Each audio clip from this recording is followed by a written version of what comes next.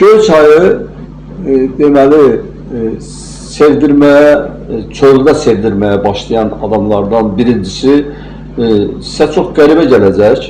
Çox qəribə gələcək. Əlbəttə Rəsulza o böyük insan, dahi insan, o daha çox Göyçayın adını Göyçay adı onunla bağlı olubdur. O Ənvər Məmmədxanlı elə gəlib.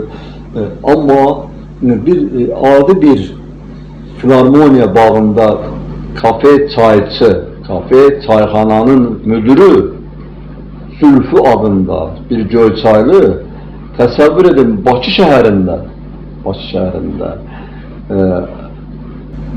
bir böyük dövlət məmuru qədər hörmət sahibi idi. Onun aça bilmədiyi qapı yox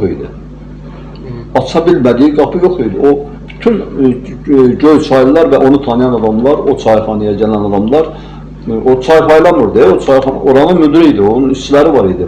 O gələn adamlarla otururdu, dururdu, ora bizə kimlər gəlirdi?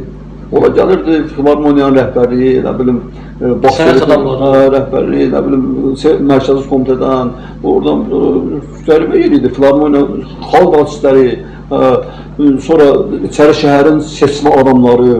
Mən dəfələrlə televiziyanın baş rejissoru Vasif Babayevlə dəfələrlə orada oturmuşlar. Vasif Babayev. O içəri şəhərdən idi.